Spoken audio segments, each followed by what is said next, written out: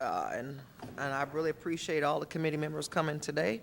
I call the order of the Health and Human Services meeting. Mr. Clerk, please call the roll. Alderman Ortman? Present. Alderman Boyd? Present. Alderman Williamson? Alderwoman Behringer? Present. Alderman Cohen? Present. Alderwoman Howard? Alderman Arnowitz? Here.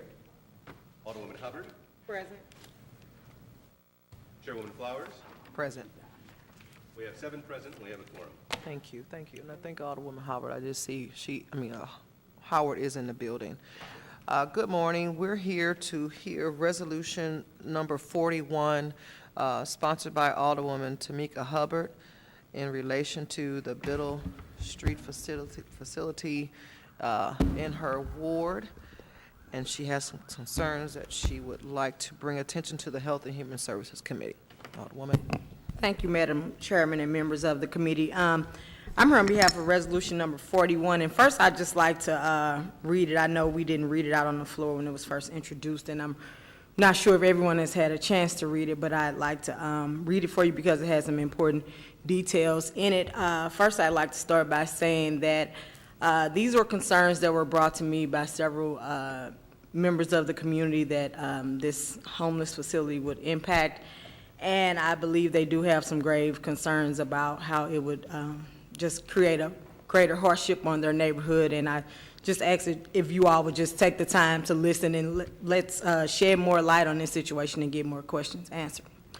Whereas in 2012, the City of St. Louis Department of Human Services adopted moving forward and its policies, plans, and strategies for ending and preventing chronic homelessness, citing this plan as a best practice model for ending homelessness. And whereas in April of 2016, the City of St. Louis Department of Human Services issued a request for proposals for homeless services to be located at Biddle House at 1211 through 1219 Tucker Boulevard in the near north side in the 5th Ward, which features for a large emergency shelter at Biddle House. And whereas city residents who live in the immediate proximity of Biddle House in April of 2016 wrote a letter to the members of the St. Louis Board of Aldermen requesting that this board investigate whether the Biddle House plan was consistent with the best practice strategies outlined in moving forward, which emphasizes that emergency shelters are not the solution to chronic homelessness. And whereas the near north side area has a median household income of only 52% of the median income in the city and an unemployment rate of 22%, and whereas these residents live in an area that has struggled for decades without an effective development strategy, and as a result, the area has many quality of life challenges, including poor health outcomes and high rates of crime that negatively impacts their lives, safety, and well-being. Whereas this neighborhood is already home to more than 10 homeless shelters and prison release halfway houses in the immediate vicinity that already expose neighborhood residents to a high-risk population that threatens their safety on a daily basis, which is reflected in the 2014 Uniform Crime Reporting data from the St. Louis Metropolitan Police Department that shows this neighborhood has more than twice the violent crime than the city of St. Louis's average.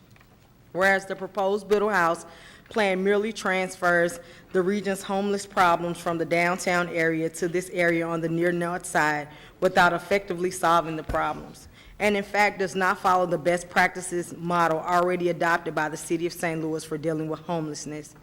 Whereas these residents of the city of St. Louis raised many important questions about the proposed facility at Biddle House, as well as questions concerning a pattern of decision-making by the city of St. Louis that they feel will have a profound effect on their present and future quality of life. Whereas these residents stated that there has been inadequate public input and inadequate public participation in this process and in the overall execution of the city's homelessness plans, and that there are no hearings nor votes scheduled at the Board of Aldermen concerning this important issue.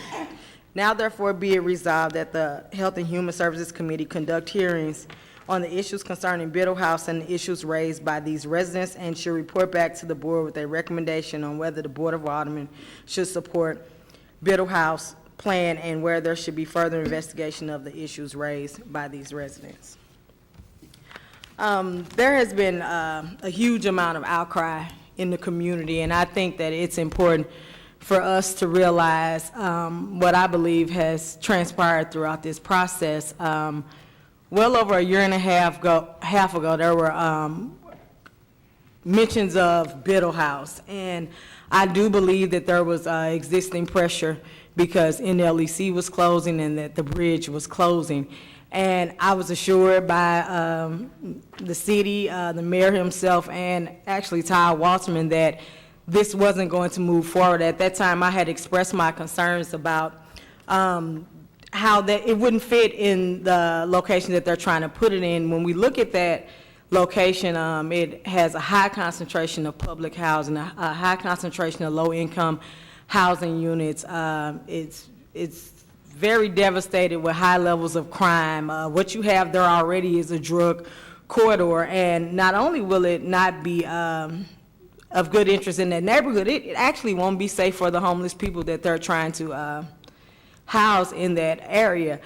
And I had several conversations. I was assured that it wouldn't happen, and then once that I saw that they were going ahead and moving forward with it without any community input, and it was only until we put it up under the spotlight that they start trying to have one or two meetings, and several residents in the community expressed their discontent with it. We're talking about a neighborhood that has been on the list for so many things because of all of the statistics that affect this neighborhood. We're in the process of acquiring a choice neighborhood grant. We received the planning grant, and all of those stats that are being used to have us qualify for certain things in the promise zone and in choice neighborhood, it just shows greatly how to add another population of people who has experienced some social problems and have been disadvantaged, how it would just totally hurt that area. And like I said, it's important for us as a body to understand which impact this will have. This is not a case of simply, I don't want it in my backyard. It's just a situation where I think it would create a greater devastation to an area who's experienced a lot of hardship already. The Near North Side is comprised of a densely packed, low-income apartment units, and it suffers from various social ills. However, the community, even with all this being said, the community, it houses several homeless shelters already, and I think it has the highest concentration of homeless shelters than basically any area in the St. Louis region. Just to name a few, we have Gateway 180, we have Sunshine Ministry, we have St. Patrick's Center, NLEC, The Bridge, and several others that are already in this highly concentrated area. And it's important to understand that as a city, we aren't doing something right, because we have all of these homeless shelters here, and still we aren't adequately serving the homeless population. And I would just like for you all to take a look at this to see how it would disproportionately affect this neighborhood. The residents of the area feel the city has completely ignored their input and their opposition to Biddle House, and because of this, they want HUD to evaluate whether the city of St. Louis, with this ill-conceived discriminatory homeless plan, has failed their duty to further fair housing. I've reached out to our U.S. Congressman, who has in turn questioned HUD about whether or not it would violate some of their policies and practices regarding low-income areas. And at this time, I'd just like to open it up for some further testimony and questions from a representative of the community that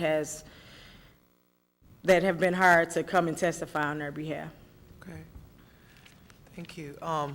As the clerk probably pointed out before we started, there is a sign-up sheet. Those are in favor, or anyone that wants to speak, we're going to take that in now. And I'm going to ask the committee if they have any questions of the Alderwoman, or do they want to hold questions until after all the testimony is taken? Hold, okay. So the only person that has signed up to speak, I know Eddie wants to speak, but the only person we have signed up to speak right now is Daryl Piggy. So I'm assuming that Tamika is a con, so let's get a pro, just to make this fair.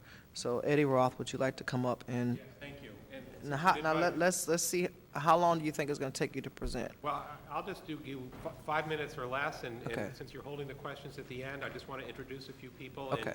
And I appreciate the opportunity to appear before this committee today. My name is Eddie Roth. I'm the Director of Human Services. I welcome any opportunity to talk about this important project in front of any stakeholder or person who has an interest. And I think all of the people of the city of St. Louis, and especially those in the immediate area, have an interest in making sure that we have thought through this project, that the project makes sense in terms of the needs of the vulnerable people it seeks to serve, and that the program itself is organized in a way that will minimize the potential for the kind of risks that Alderwoman Hubbard just described to you, and I believe that it does. Let me just say that this is, we are responding to a need in the community, that there has always been and there is now a high concentration of unsheltered people in the immediate area.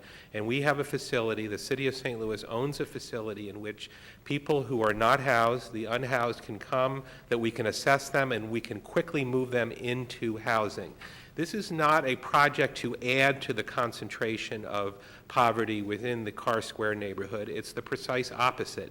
This is a project that's designed to diffuse poverty by bringing people in, having them come in for relatively short stays. The performance standards for the continuum of care for emergency shelter is an average of 50 days. We hope to bring that down even for an even shorter period of time.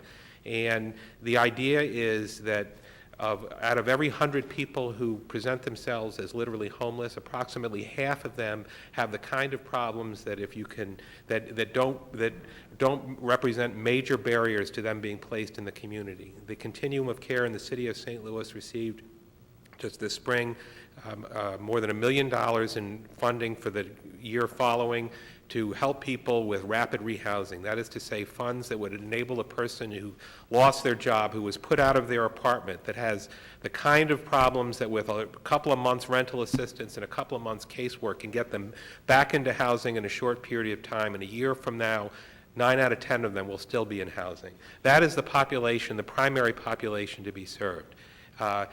We would be taking people in and diffusing them broadly. Right now, we have and let me just show you on the map the Biddle House facility and the separation that it has and why we believe it makes sense. This was built as a city-owned facility, as a market, much like Soulard Market in the 1930s. This was the area just to the north where there's a chain link fence. This is probably familiar to many of you. Here's the McDonald's right here. Jimmy Williams, the owner of that McDonald's, supports this project.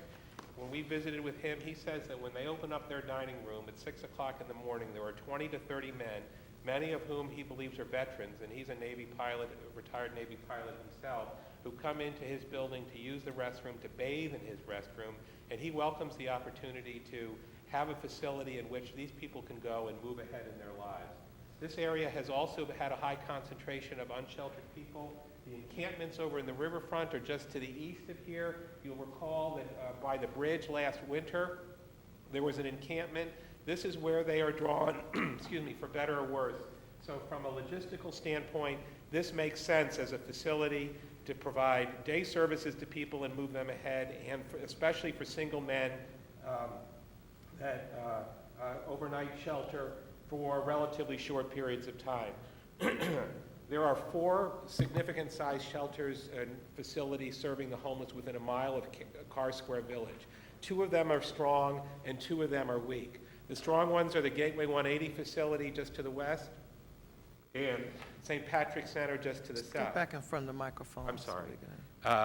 The 2 that are weak are New Life Evangelistic Center and the Bridge. The Bridge is closing.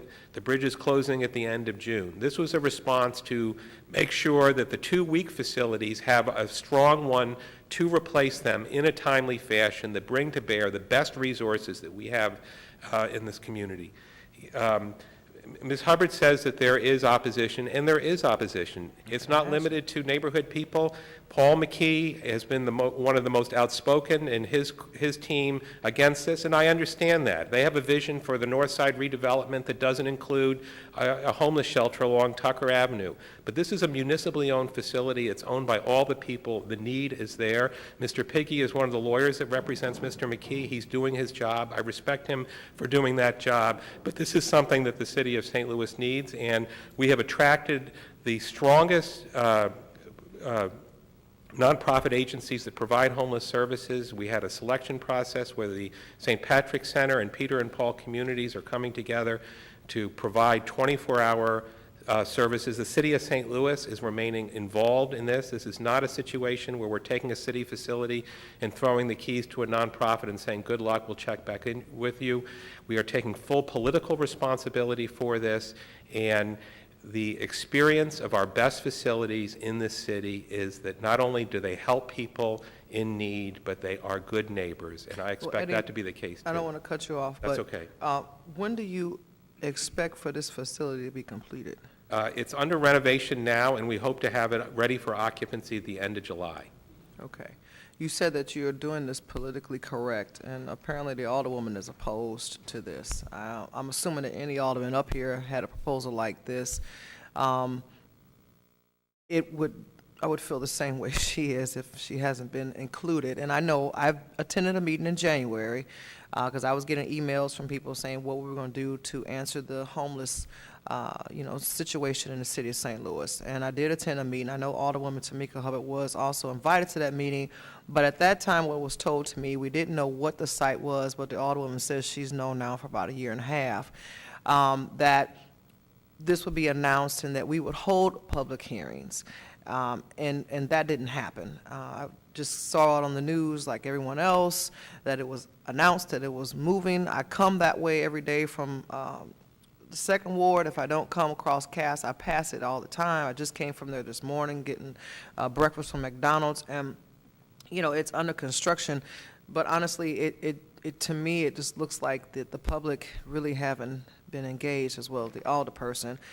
We had a short conversation before this about who you met with and who you didn't, but I think the process here is something a little offensive that some of us in our wards would not appreciate. So I guess you can understand what's going on here. I do, and I'm sorry. And so I just wanted to give you your opportunity to speak, and I misspoke.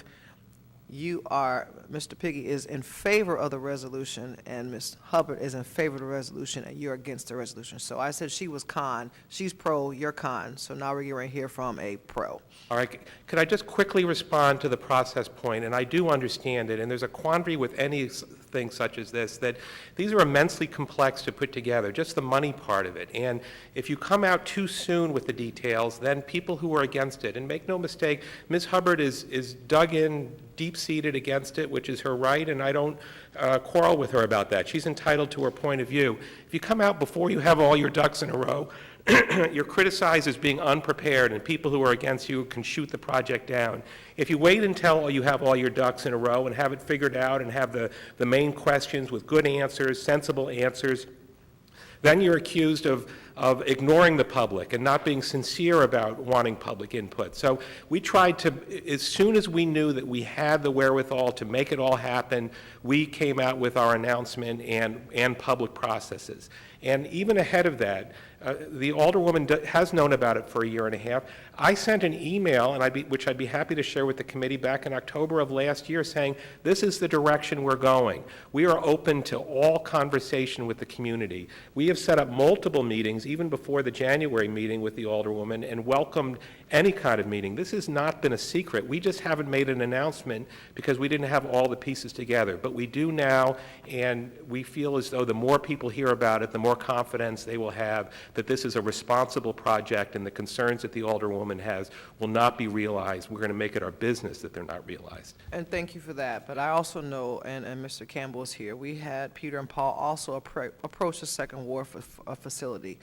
It took them, I think, 8 months to get neighborhood approval until they were comfortable with what was going on, how it was going to be run, what they were going to see on a daily basis, what they engaged with the community and the businesses as to how they would deal with any situations of folks that are walking the street and how it would impact the community. And if I was brought into the conversation in January as a chairperson, and I understand that, you've been having meetings, but to me, putting an RFP out in April, from just having some conversations in January still is not a timely process. It should have been weighed in a little bit longer for the residents to have some idea. This is pretty close proximity to a neighborhood, and you mentioned that you did meet with one association but not the other.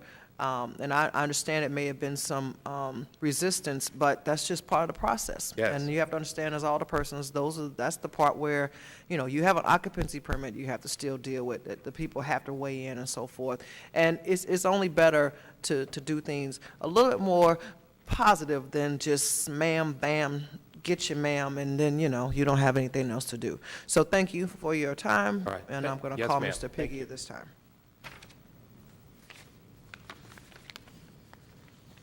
Pull your microphone up so you don't have to bend all down. Okay, there you go. Okay, Mr. Piggy. Good morning, Alderwoman, and good morning to members of the board. Thank you very much. I want to correct one thing. I'm here as the lawyer for the Carr Square Village Management Corporation. I don't deny that I'm actually other people's lawyer too, but I also used to work for the Board of Aldermen years ago, and I hope he wouldn't hold that against me also. So. But I just wanted to bring some things to the attention of the Board of Aldermen about this Biddle House homeless shelter plan that and if I use the first person I'm really speaking for the Tenant Management Association. But the city proposes this Biddle House plan as the centerpiece of its solution for homelessness. But this plan totally violates all of the principles that the city has adopted as its own best practice model to combat homelessness. You know, I've copied some parts of the plan to highlight some of these shortcomings. Specifically, I wanted to point to the strategy paper that's in the city's Moving Forward plan, which is its policies, plans, and strategies for ending and preventing chronic homelessness. It was updated in 2012, I think, but it was originally put together in 2005. I also included some materials from the United States Interagency Council on Homelessness. They are kind of the preeminent expert in the country on homelessness. And I guess one of the principles I wanted to start off on is if you look at page 14 of the plan, of the city's own plan, it says that they want to establish a network of community housing centers throughout the St. Louis metro area, resulting in 10 to 12 centers in the city and 6 nearby counties. That's St. Louis, St. Charles County, Jefferson County, Franklin County, and in Illinois, St. Clair and Madison County. That's the city's own plan of how to best approach this problem. None of this is contained in this Biddle House plan, okay? On page 15 of the city's plan, they talk about how emergency shelters and site-based transitional housing programs will play a limited role in this system. Well, once again, the city's own, this is exactly the opposite of what we're doing with Biddle House. We're making this the centerpiece, and it's a shelter which goes against the city's own acknowledgement of what best practices are. It's kind of, and that's the basis of the people in the community's concern. I don't want to take a lot of time trying to prove if this plan is its best practices because, I mean, it's clear it's not. In fact, you know, the proposed operators of Biddle House, they've already admitted that it's not a best practice. The CEO of St. Patrick's Center, Ms. Lori Phillips, in an interview with St. Louis Public Radio said, quote, "If I had my way, my personal way, I'd want a very small housing opportunity center in every neighborhood in this community." And this is the people who are really going to operate it. They know it's not correct. Another statement from a St. Paul Center, the chief program officer, in an email, he said, quote, "I wish I had an answer or a solution to why the Biddle Market building. That is a question only answerable by officials of the City of St. Louis and a number of developers who have forced the issue with the New Life Evangelistic Center and the bridge. As people eloquently and graciously expressed in their fears and frustrations at a community meeting, I wonder what my reaction would be if it was going to be in my neighborhood."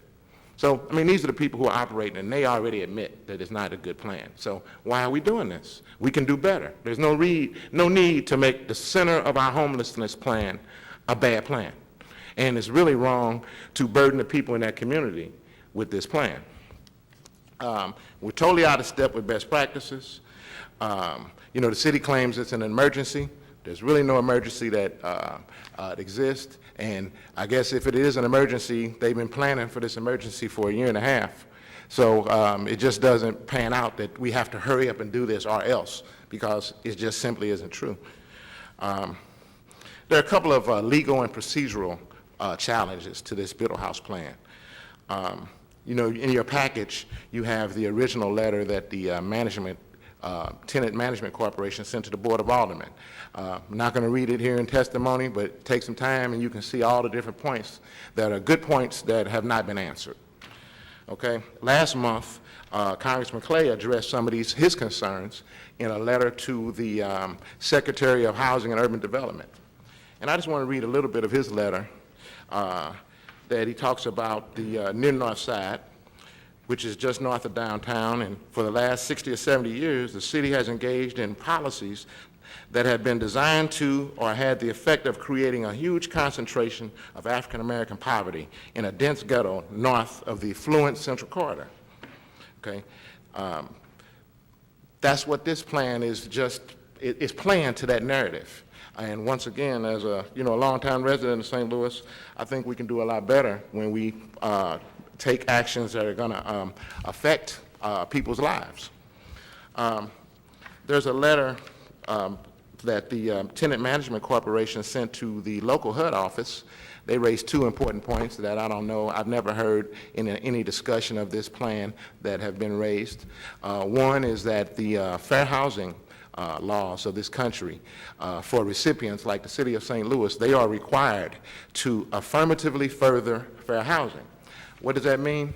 That means that they have to take meaningful actions in addition to combating discrimination that overcome patterns of segregation and foster inclusive communities free of barriers that restrict access to opportunity. Specifically, affirmatively furthering fair housing means taking meaningful actions that, taken together, address significant disparities in housing needs and access to opportunity, replacing segregated living patterns with truly integrated and balanced living patterns, transforming racially and ethnically concentrated areas of poverty into areas of opportunity, and fostering and maintaining compliance with civil rights and fair housing laws. This is a duty that the city has. I mean, there's no reading of this requirement and this Biddle House plan that they don't go together. That in fact, as you hear from the residents in their letter, if you go to a public meeting, if you hear anything from the people who live in the community, they're very concerned about the effect of this, and there's no way the city can say this is furthering fair housing. It just simply isn't. And I think if you asked HUD, and I'm pretty sure HUD has told the city that this Biddle House plan is not a good plan, and it is in violation of this duty to affirmatively further fair housing. So they don't tell everybody all the things that are going on. Oftentimes the Board of Aldermen has to kind of vote on things at the last minute. I remember a recent vote that was very important to people in the city, and you guys find out about it at 10 o'clock the night before the vote. So it's a pattern, and we just want to make sure from the community that the Board of Aldermen has enough information. Up to now, we don't think the city's supplied enough information. In closing, I just want to point out that how wrong it is to burden this near North Side neighborhood with this with Biddle House.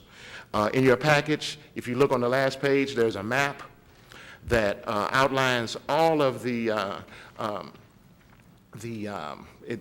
in the big package, in the big package with the clip around it, yes, there's a map that points to all of the all of the homeless facilities and halfway houses that are in the immediate neighborhood.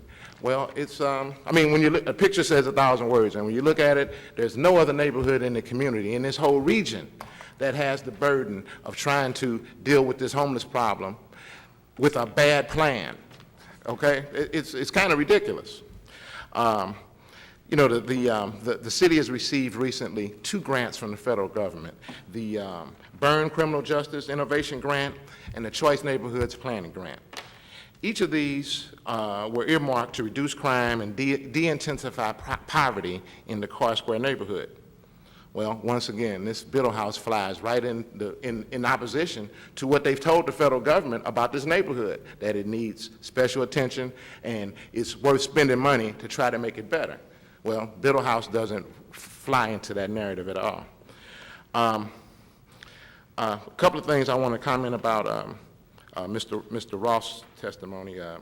I think, in the rules of evidence, when people testify, the judge tells the jury in their instructions that anybody who testified, if you don't believe something they say, the judge gives the jury the instruction that you really are entitled to disregard everything they say if they tell you something that you don't think is true. Well, Mr. Roth has a tough job trying to execute this plan that I'm sure is probably coming from people above him in the hierarchy. But when you make statements like the McDonald's wants this, I mean, that defies logic, that the McDonald's would want to have a homeless shelter move next door. That's just not true. And if you talk to Mr. Williams, I'm sure he'll tell you that even though he might not be publicly against it because of maybe some relationships with McDonald's and the like, I mean, it defies belief that he would be for it. The idea that the police protection in the 5th Ward is going to be superior to the police protection in Washington. I mean, if I said that to somebody at a meeting, they wouldn't invite me back, okay? Because they would know that this guy is not to be believed. It's just not believable that the police are going to do a better job in the 5th Ward than they're already doing downtown. It's just not believable. And one other thing, he made some comments about keeping some of these plans secret.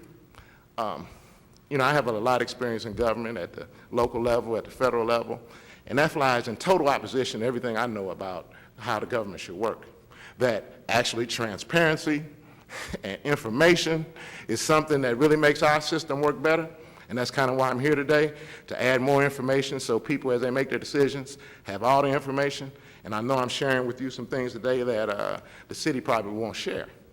And with that, I just want to thank you, Alderwoman, for giving me the opportunity to express these views on behalf of the Carr Square Village Tenant Management Corporation.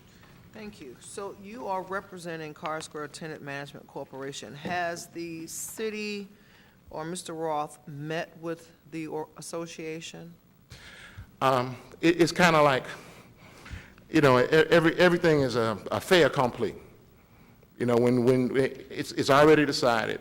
There's been no really input from the Tenant Management Corporation at all into this plan, zero. And I just want to say, in Washington, D.C., just recently they had this similar issue where the mayor's office offered a homeless plan without any input from the community, without any input from the city council. But the city council took over the process, and in 3 months, 3 short months, they came up with a plan. And the outstanding thing about their plan in Washington, D.C. is that they fashioned a solution that involved the entire city. And every ward in the city of Washington, D.C. had responsibilities in the homeless solution, okay? I think we can adopt that kind of theory and that kind of model, but I think we need to expand it, not only in the city. I think St. Louis County and other jurisdictions in our community would gladly step up and work with us, but I don't think we've done a good job reaching out to them, and I think Washington, D.C. serves as a good model for this board to know that you really don't have to follow all of the leads of the mayor's office every time, and that you do have the power and the responsibility to try to fashion these plans to make sure they work for all the citizens equally. Okay. While you're up here, I'm going to go ahead and ask the committee if they have any questions. And then we're going to bring Mr. Roth back up if we have any questions for him. And then the Alderwoman, if she can weigh in or anything or conclude after the questions, then we'll go from there. Alderman Ortman, do you have any questions of Mr. Piggy? No. Alderman Boyd? Not at this time. Alderwoman Behringer? Not at this time. Alderman Cone? Thank you, Mr. Pickey, for joining us this morning to talk about this issue. I very regularly get emails from constituents and friends and associates throughout the city and the region about the issue of homelessness and how pervasive it is in our region, and calling upon me as an alderman to take action to address the issue of homelessness in our city. I certainly try and support the Department of Human Services when it comes to addressing the needs of those in our community that are without homes. And I'm just curious, given the situation with the shelters that are closing and the proximity of this particular city-owned facility to those shelters that are closing, what is your recommendation? I mean, this shelter is not that far away from the current shelters that exist. And so if they don't have a place to go, where do you expect them to go? Okay. The city has a model that they talk about that works as an emergency method, and that's at 12th and Tucker. At Tucker and Park. That they bus the people in and they bus them out every evening. I can remember when Katrina happened and everybody came together in a real emergency, and you had the faith community and people in the community came together to try to solve a problem. I think those people would very much want to be part of a comprehensive problem. I'm concerned that the idea that, it's an emergency, so you got to burden this neighborhood, when we've had plenty of time and we still have time to come up with a real best practices model. I think that's the thing that I want, that the people in the community want to emphasize, that if there's a way to do this, why aren't we doing this the best way?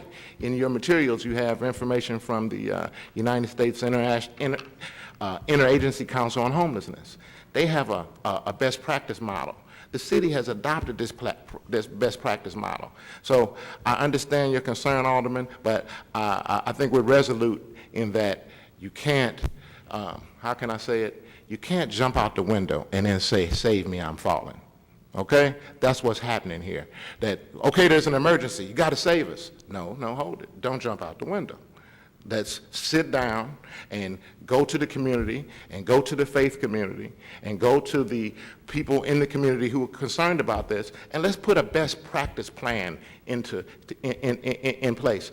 I shudder because, I'm old enough to remember when the New Life Evangelistic Center was a temporary shelter, okay?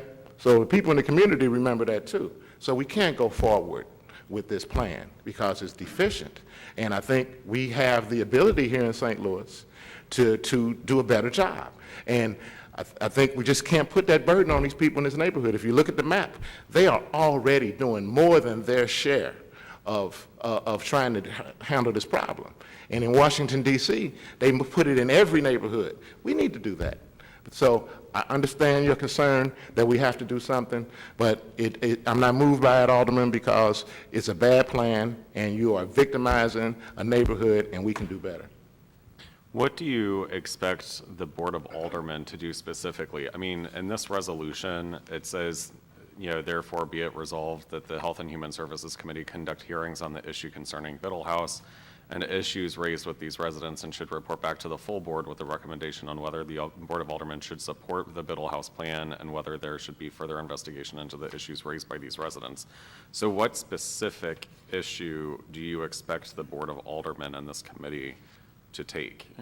I think they could take the view that the Department of Human Services needs to sit down and come up with a better plan. That this is not acceptable, that the city can't fund this. It's in violation of law. It's in violation of best practices, and there's no reason for this board to say that's okay, because it just shouldn't be okay. We can do a better job of governing. And I mean, this is peculiar because it hasn't, in its normal course, it hasn't come before the board. I think had it come to the board in its normal course, the kind of input that we're talking about now probably would have happened. But it didn't. And that's why we're here now, taking this circuitous road to try to put this back in front of the board and then back in front of people who are going to come up with a better solution. So I agree that this is not the regular way of doing business, but I didn't plan to bypass the Board of Aldermen and use the Affordable Housing Commission as a way to try to bypass some federal rules. I didn't come up with that plan, but I don't think we should let that plan work just because it is somewhat creative, but it's not good enough. So I guess, again, I'm going back to the concern, the city does have, a continuum of care, and, we try and address homelessness in various stages. And, there's 2 shelters that, the Bridge and, New Life Evangelistic Center that are in trouble. And so, and frankly, New Life Evangelistic Center doesn't provide the best quality of care for homeless, folks in an emergency situation. Anyway, they simply provide a bed and a roof over their head, and maybe a bologna sandwich. And so, I have concerns about, where are these, folks going to receive that emergency shelter? And I hear you saying that, this has been an emergency for a long time. Homelessness is, pervasive. It's always going to exist. These shelters are already in close proximity to the city-owned building. So the city has a building in its possession that it owns, that it operates, that it's putting money into rehabilitating, for the purpose of a shelter. They're not adding, to the density or the issue of homelessness in the area. They're trying to remedy the issue that's already pervasive, particularly in that area. Alderman, I disagree. They are not ending homelessness. To end homelessness, there is a program that is best practices that goes toward ending homelessness, which goes toward not sheltering people. The best practice in America now says that you don't have a big emergency shelter.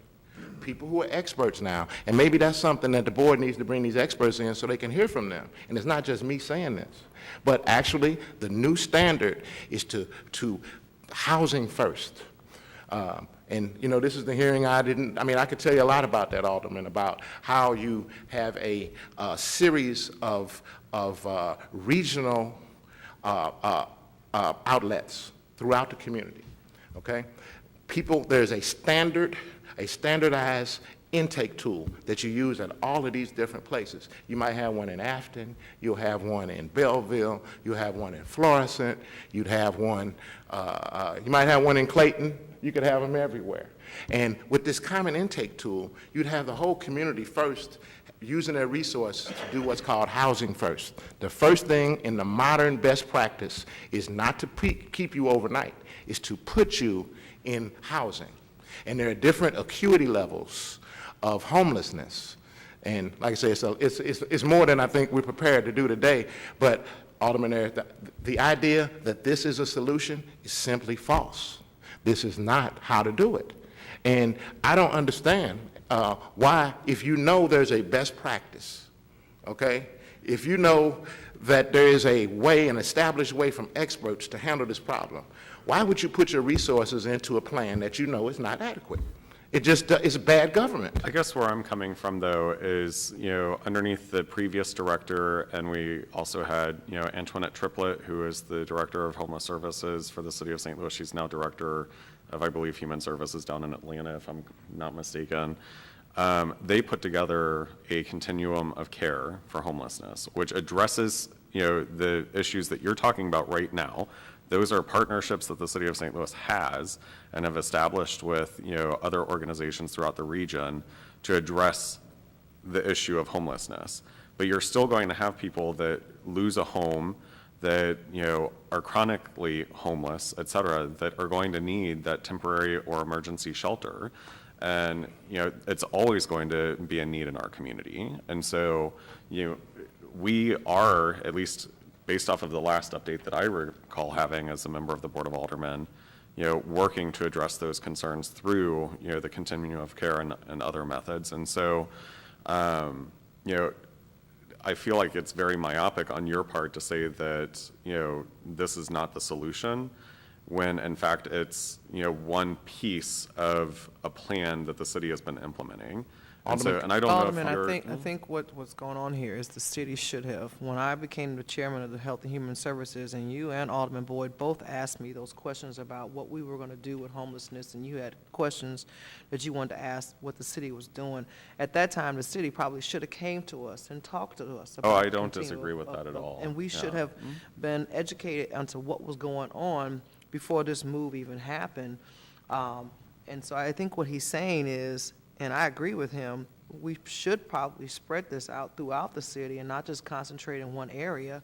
And that the city owns lots of buildings in all of our wards that we could have done this and probably spread out a little bit further in our community. To also give other job opportunities and places where they can probably see growth and so forth.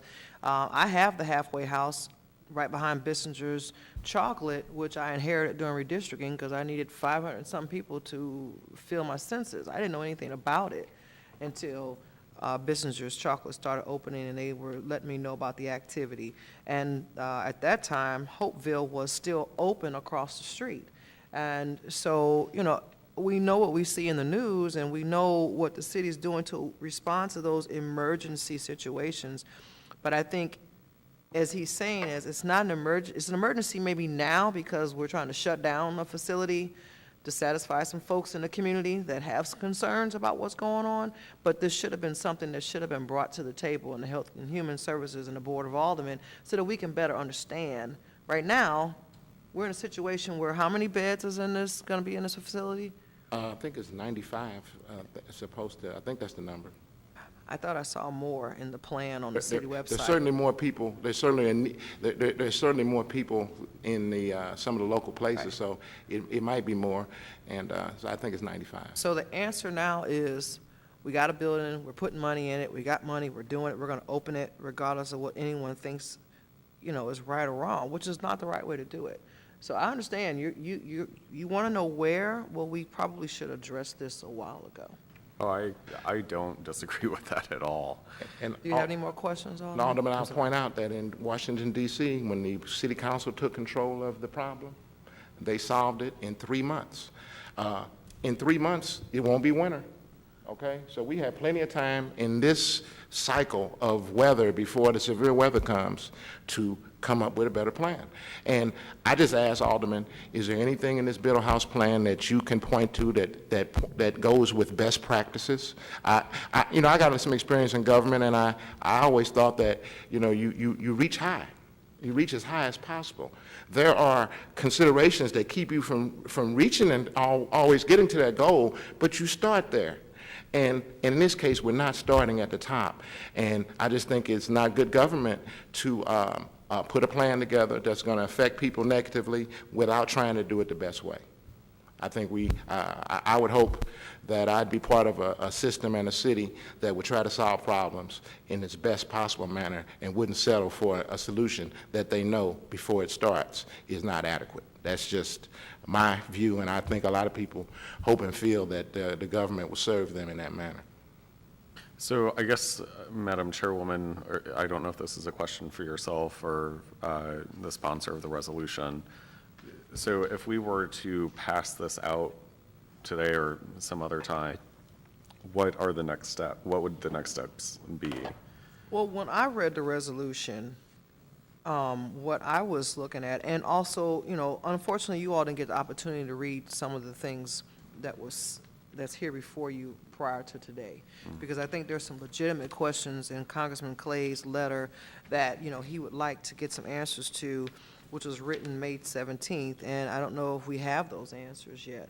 I got an email from Mr. Roth about the breakdown of how much this facility is and so forth, so I have questions as to how it's being funded, and is this something that the Ways and Means Committee has looked at or approved or things of that nature. So, I think what they're really wanting is some information, and they want it to be available to the public, and that if anything, today, this resolution is asking for answers to look into, is this the best way that this should have been handled? And there are some questions that are hanging out there that we don't have the answers to. So, you know, my recommendation to the Alderwoman would be, let's see if we can get these answers. And if the community has had engagement, which I've talked to some of them, some have, some haven't, have they sat down with the Alderwoman, and let's see if we can get those folks to the table to have a healthy discussion. I myself remember, you know, the community wants to know, how's this going to work? How's the program going to work? What's going to happen when they come in intake? How long will they be there? What will they be allowed to do during the day? You know, you want to know what the day-to-day activities are going to be, and I don't know if the community is aware of that. So what I looked at the resolution is, let's look into how this has been handled, what's going on. Let's see if we can get some answers to these questions to see if there should be other hearings that we should have. If not, at that time, it'd be up to the Alderwoman. I would ask her, does she want to take a vote on the resolution? But I think today, she's just really looking for some answers and basically a little respect to be able to weigh in on some of this. If it's going to happen in her ward, then she should at least have some plan from St. Patrick's Center and from Peter and Paul as to how you're going to run this facility. At least let us and my community know that. So again, I wouldn't recommend that we vote on this today. It could be a possibility that we can have other hearings. It also could be a possibility there could be another resolution that can be written. But we're just discussing this today, in my opinion, to try to figure out, was this done properly? What does the residents in the 5th Ward, and really, honestly, in the 2nd Ward, there's another neighboring ward, what we have an opportunity to weigh in, because I thought we were going to get an opportunity to weigh in, and that is not happening. And I know if this was happening in my ward, I'd have the same concerns as well. But, you know, it's just letting her be heard and the community be heard as to, yeah, we see it's happening, we know it's happening, but where were we considered? So, but if we were to pass this out, would that halt the work that the, Human Services Department is doing to currently move this project forward? Yeah, I understand, and I would be very much in the same situation if, the city announced that it was all of a sudden going to open up a shelter, on South Grand Boulevard, and, no one consulted me. I don't think this resolution can halt it, but what it can do is be discussed on the floor of the Board of Aldermen, if it went to the full Board of Aldermen, see how the Board of Aldermen felt about it. It can give other folks the opportunity to try to make more information available and sit down and try to come to some sort of terms and agreement. But I think the things that may be able to halt it would be looking into how the funding is coming. Is that something that we'll be voting on here soon in the budget? To look at, there's an occupancy permit hearing I'm sure they're going to have it, just so you give the community some, where do we go from here? But as you know, a resolution, and I mentioned this to Tim this morning, it's like a kite. You're flying a kite. You want to be heard. You want to be, you want to make it relevant that this issue just didn't go unnoticed by the community, the alderperson, and the Board of Aldermen. Can I, and I'm not sure who would be the best person to answer this question, but I know with at least private shelters, they're required to, as part of an occupancy permit, they have to go out and get the, plat and petition and, go and get signatures from residents and property owners around them. Since this is a city-owned facility and a city-managed facility, or the city's contracting out for services, would they be required to go through that plat and petition process? No, they would not. And I think that's the most disheartening part about all of this, because early on when we were having those conversations and when I was expressing how it wouldn't be good for the community, and I kept asking, okay, well, why this location? Of all locations, why this location? And the only thing that they could tell me was, we own the building. And so I guess that gives them some type of preference or right to not have to undergo some of those processes. And I just like to add, I know that we have a homeless problem in our city, and it's a touchy one. It's one that we do have to be very careful when we make decisions regarding it. But I hate that it comes down to this, and it seems like in government this happens a lot in this town. you know, what I feel is happening with this situation is you had the loud bark of a lot of residents downtown who used whatever political leverage they could to make them act. And now it's like, okay, well, we have to do something for them. And then you know, go over 2 or 3 blocks where we know, I mean, just living, period, is hard. I mean, so many drugs, so much crime, but we have to do something quick because we have to appease a certain few, and I feel that's totally wrong. And it just, you know, it adds credence to some of the racial divide and the tension that we already have in this town when, you know, you just rush to shove something down someone's throat. I mean, the people in North St. Louis, do they not have a voice of concern? I mean, and it's ironic because I represent the area of NLEC too, and I mean, those residents will load me up with information and discontentment about it, and I understand that, but it's like when you're trying to move it, you know, into an impoverished neighborhood, because it's a world of difference. There is a damn more divide between that block and the next, and so it's like when you do that and you don't want to listen to, you know, the voice of the people, it's kind of sad. I mean, you have residents that have been in their community since the 40s. They've seen the strides. I mean, this is not far from Pruitt-Igoe. This is public housing. I mean, you have a high concentration of it, so you can only imagine the things that they're already facing. So when, you know, they express it to me, and me as their elected leader brings it to the attention of the city, and it's like, okay, we're just gonna shove it down your throat, is disrespectful, and it's simply just wrong. And my goal here today is for us to just shed some light on it. I mean, give us time for the congressman to get back. If he does a federal inquiry of HUD and they say that it violates A, B, C, D, X, Y, Z, then let's stop it. Let's come back to the drawing board and make the best decision that's in the best interest of everybody. You know, I understand that, you know, we're having to just take the brunt in and address homeless for the entire region, but it doesn't mean you do a knee-jerk response to it and it's not going to work. And to add credence to what Mr. Piggy said, you can't make me believe that they're going to protect it better than they're doing already. You know, I mean, you have a lot of residents around there on Washington too, but you have so many police. Okay, 2 blocks away, you don't have that. And then even with the police, I mean, you really can't stop people from hanging out on the corners. And it just blew me away when he, you know, said that the owner of the McDonald's was in support of this. And I'm wondering what kind of pressure or what was promised to him, because I live in that neighborhood and it's already, you know, concentrated with so many homeless people where I don't even feel safe for me and my son to go there some days. And as a business owner, I know that he's feeling that. So for them to say he's in agreement with it, you know, I don't know what conversations were had. I'm not going to accuse anybody, but that doesn't even seem rational to me.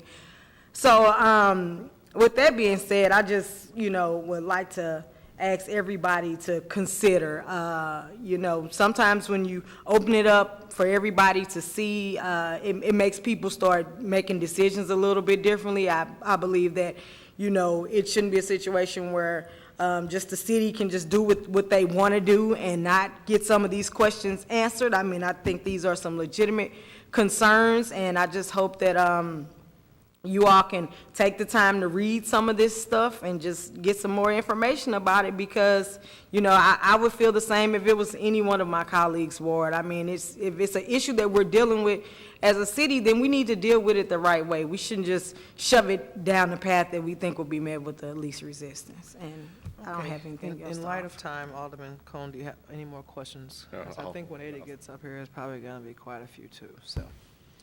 Alderman Howard, you have any questions of Mr. Piggy?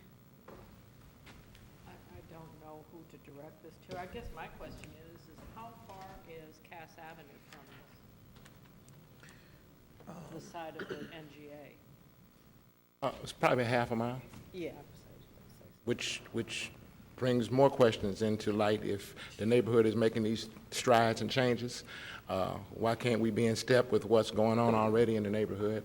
I think the Choice Neighborhood Grant goes to that issue, that there's been recognized that there needs to be changes in the neighborhood, and they're coming, and this kind of gets in the way of positive things that are happening for the people in that community.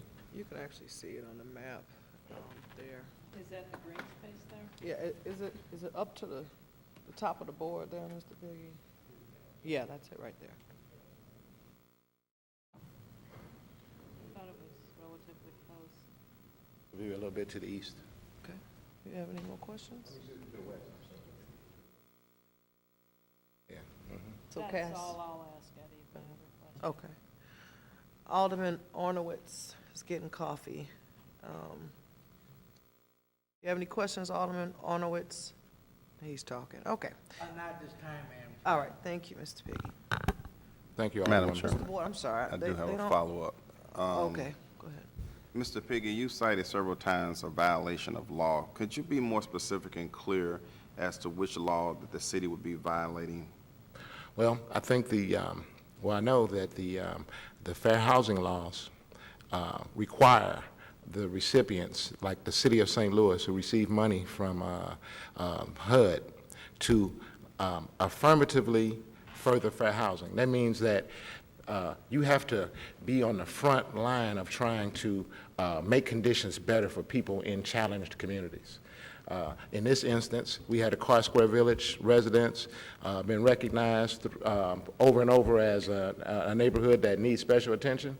So by its very nature of that rule and that duty, I will say that for the first time, the city will have to make a report on it, how well it's accomplishing its duty to affirmatively further fair housing. I think that first report comes out in October. Okay. So that is the main law. I think another law is that the National Register of Historic Places has recognized Biddle Market, and there's a Section 106 approval process that has to take place for this building. I think the city, if this review has taken place, I don't know of it, and there might be a chance of changing the facade, and the building might be in violation of federal law. So those are questions that I think we need answers to before we go forward. Now, from an objective standpoint, for those who don't clearly understand fair housing, couldn't one argue that to provide housing opportunities for homeless people is fair? Yes, but I mean, there are cases that talk about the special sensitivity that the jurisdiction has to have for racially segregated and challenged communities, of which this is. So, yes, on its face, it looks as if it's a positive thing, but the law provides that you cannot overburden one community with decisions that are not in its favor, that present challenges. The government has an affirmative duty not to do that, and in fact, this is certainly doing that. Okay, thank you. Okay, thank you, Mr. Piggy. Thank you. Mr. Roth, if you can come up, please, and either address any of the questions that you would like or anything Mr. Piggy said, or just give us a little more information. Now, you said, how many beds is this facility going to be? Right. And bear in mind, this is a day facility and an overnight shelter. This is not just a shelter, a building built as a shelter. It's the proposal made by St. Patrick's Center and Peter and Paul working collaboratively is that this would be the Biddle Housing Opportunity Center, and most of the work would be done in the daytime, where people would be coming in, being assessed, being connected with services, being out in the world looking for housing, connecting with other service providers. But it will include 98 beds of shelter for single men. We have a shortage of shelter for single men, and as well as an additional 8 beds that would be an infirmary area for people who have medical needs or are especially vulnerable and need to be segregated from the rest of the And just to stop you for a overnight minute, guests. if any aldermen want to look up online, it does show, and I can send you this email, it does show an actual layout of the facility online. We're getting close to when a tour would be in order, too. The floor is opened up now, and so it's a little bit dicey, and you'd have to wear a hard hat. But we, very soon, will be opening up to tours, and I would welcome the committee taking a look itself. And let me, Madam Chairman, let me just say that when you called me up at the very beginning and were saying, you know, who's for the resolution and who's against the resolution, I was trying to align that in my own mind of what the resolution says. I totally support there being a full airing of every detail of this project, its financing, its staffing, its performance standards, the measurements, the use of data, the expected people who will be served, what the outcomes are that we're striving for, what is the expertise of the people who are providing it. And I think, and bringing in before this committee the national experts, because when you talk to people with national expertise, they're going to say the exact opposite of what Mr. Piggy said. They are going to say that emergency services are still a vital and central part of making a housing first strategy work. And if you kept careful notes and you brought in a national expert who's recognized, they'll tell you that what we are doing at Biddle House represents the high reach that Mr. Piggy says that we are not making here. He is just dead wrong with every aspect of that. He has his reasons, his emotional reasons, his community reasons for stating what he states, but as a matter of policy and practice and progress in the national community and ending homelessness, he's just wrong. He's just wrong. I would totally support a resolution that called for a regular series of hearings before this committee where we would take up different aspects of the services that we're providing, where it's meeting needs where there are gaps. You know, part of the problem with providing services to the homeless, and maybe Mr. Piggy isn't aware of this, where he calls for a coming together of faith groups and others, is that's happening right now. But most people aren't engaged. If you look at who the benefactors are, these are people in faith organizations and nonprofits that are working as hard as anybody in any endeavor in this community to help our most vulnerable. That is happening now, but we are not able to meet the need alone in the city of St. Louis. Mr. Piggy talks about, you know, this ideal of a regional system of smaller shelters. I share that ideal. That would be wonderful. We are nowhere near having any progress on that. And the idea, when we have a shelter in Afton in St. Louis County, that would be a real breakthrough. I'll look forward to the strategies that Mr. Piggy can bring to bear to have an emergency services in Afton, and I would totally support it as a community. If you look at the Moving Ahead paper, which was a concept paper that the Department of Human Services put together in 2012, 4 years ago. How many of you heard of it before? You haven't heard of it because it's a speculative piece. Take a look at it, and I know that Mr. Piggy distributed it to you, and search for the fiscal piece. Search for how we are going to pay for 10 to 20 24-hour facilities in this community, where those monies are coming from. Take a look at the section that says that for this to work, we're going to have be creative with financing sources where the healthcare community and private business are going to have to come together and make this happen. I think it'd be wonderful.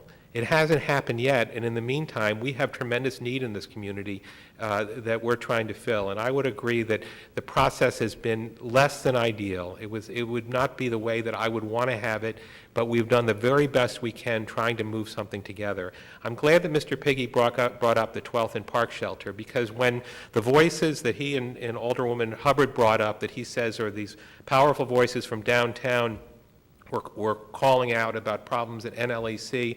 I was the new director, and the way that I responded is that I set up a 125-bed shelter in South St. Louis in the middle of a historic residential neighborhood, right in the middle of their park, in which they would have to give up programming at a city-run rec center in which there's a high concentration of children. And that has been an unqualified success. And if you doubt that, add to your witness list for one of your hearings the LaSalle Park Neighborhood group, and talk to them and find out how upset they were at the beginning and how they feel about it now, a year later, when without incident and without problems, and in a neighborhood that, by the way, has been experiencing a decline in crime. There has not been any problem at all, because we pledged to bring the same kind of intensive, excellent city responsible management to this. Mr. Piggy says that we've engaged in a secretive process. I don't agree with that at all. We've made no secret of what our intention is, and put out an email to 200 people in October saying, this is the direction we're going. We don't have all the pieces together, But this is the direction we're going, and I laid out the reasons for it, just as I did in this circumstance. We have tried to meet with the Carr Square group, and I've asked Mr. Piggy on numerous occasions to set something up, almost begging him, any place, anytime, anywhere, and he has not responded in a way. He does not think it's worthwhile because, as he says, it's a fait accompli. That's his point of view. I think there's plenty of things to talk about, but we have requested and we have been denied an opportunity to meet with the Carr Square Neighborhood Association. We have met, and I've appeared at a half a dozen meetings in the last 6 weeks at the Choice Neighborhood meetings. They've been very small meetings, but we've had spirited conversations with folks, including folks who are closely allied with the Carr Square Neighborhood group. And here's the response that I get from all of them. The first, those who oppose it, who are in the neighborhood where it's a true organic opposition and skepticism. The first thing they say is, we want nothing but the best for our brothers and sisters who find themselves in this circumstance. And it's entirely sincere. I absolutely believe that, and I believe that that is the prevailing sentiment in the neighborhood. And then the next thing I hear is, but we are already doing a lot in the community for that group. And that is absolutely true, too. I totally get that, and I respect that as well. And the way that I respond to that is, part of being able to do the things that you're doing in the community will be upset because of two failing institutions that already have a high concentration of people who are homeless that are affecting your community, NLEC and the bridge that is closing. And we are responding to that circumstance. And the next thing I try to say in response to that is, I want nothing but the best for our brothers and sisters who find themselves in their circumstance. And what we are delivering is the best. And I challenge this committee or anyone else, critics or otherwise, to take a look at how we are approaching this. And you will see, the more you dig and the more you understand, while we may not have every detail worked out in its entirety, that we are approaching this in the way that a community that is entirely devoted to getting this right, using the best practices, the highest level of accountability and transparency does it.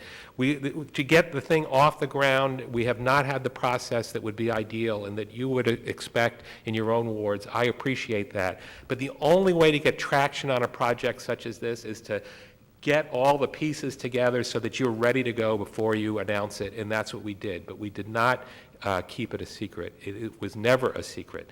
I never said that Jimmy Williams wanted a shelter next to his McDonald's. What I said was, when we met with him and we explained to him the plan, he said that he supported it. In fact, I would say that it would not be even the top 500 things that he would want next to his McDonald's. But he also does not want 20 to 30 men standing outside his dining room every morning at 6 o'clock. And he does not like to see his fellow veterans being unsheltered and having no place to go in the community. And so when we talk this through, and he's a strong, smart, independent guy, and we didn't promise him anything other than to do our very best and to take accountability for this project, he said that he supported it and he would come, and you should invite him to one of your hearings to work that through. One other point, and that relates to HUD. We're not keeping any secrets from you with HUD. We've been briefing HUD all along on all aspects of our funded projects, including the emergency response of setting up shelter, 125 beds every night since April 18th of last year for more than a year at 12th and Park without incident, adding 50 beds for women and families at Gateway 180, adding 5 beds at St. Patrick's Center, which has a night program for women that have mental illness, and they've all done great. We are keenly aware of our responsibilities on affirmatively furthering fair housing. We believe in them. They are vastly and intensely difficult to achieve in a community that has a large area of its land mass that already has concentrated poverty. And if you doubt that, talk to the executive director of the St. Louis Housing Authority that monitors every parcel of a half an acre or more that changes hands to see if it would pass muster and they could acquire it to be able to build more affordable housing without violating affirmatively furthering fair housing. We have disclosed every aspect of our plan to the Division of the U.S. Department of Housing and Urban Development on issues of affirmatively furthering fair housing, and no one has said to us that we cannot go forward or has said that what we are planning to do violates affirmatively furthering fair housing. We've been told to be mindful of our responsibilities, and we are. One final point on accountability. Not only do we welcome this committee's staging hearings in the coming months to explain all aspects of how these pieces fit together and answering all questions that the communities may have, we have asked and will formally ask U.S. Department of Housing and Urban Development to begin monitoring of Biddle House from the moment it opens, and to have continuous ongoing monitoring to make sure that we not only are meeting the letter of the regulations that bind us, but the spirit of the regulations, including affirmatively furthering fair housing. Instead of them waiting for a year and then coming in and doing the monitoring, we are going to say we will open ourselves to any kind of monitoring, and we would be grateful if the U.S. Department of Housing and Urban Development engaged in some kind of system of monitoring from the moment we open. Okay, I appreciate you saying you're willing to be transparent and provide that information so that we can hear it. You sent me a budget, and it looks like it's, I'm assuming this is a 1.4 million 75,000 budget. Is that what this is from HUD? Is this the money you're getting from HUD? I'm looking at a pro forma operating budget for 2017. Yeah, that combines a lot of projects that bear on Biddle House. But some of it is HUD money, some of it is Affordable Housing Commission money that is already being devoted to it. That's the AHC category. And then we have agency match. That depends on the agency.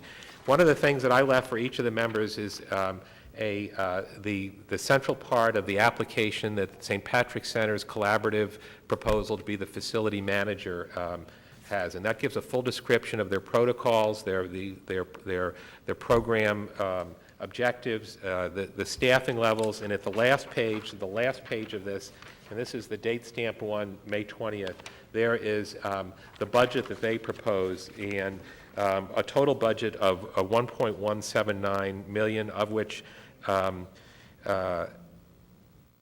360 is from HUD money, about 360 is from affordable housing, and they are bringing to the table just under $500,000 themselves. So they're bringing $500,000 or 465,000.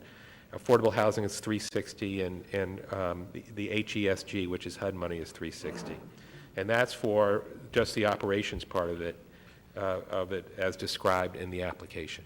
And you say that is in where again? I didn't. Yeah, that's the last page. If you, I put Okay, in I front. see. It's All the right, last gotcha. page of the one that's date stamped that has a narrative of the Breakdown. St. Patrick's Center and Peter and Paul Community Services. Okay, and there's some points in here about how this is a historical building and that you have to change the use and so forth. It was asked of Alderman Cone, will they have to apply for permit? So this is not going to be your regular dormitory occupancy permit type thing. What kind of occupancy permit will you seek? The building division would be more expert on it, but it would relate to all, we will have to have a safety inspection and permitting, and, given the size of it, of how many people at daytime, how many people nighttime, full inspection, it's fully sprinkled, all the fire safety things, and we will have to get an occupancy permit and pass that muster.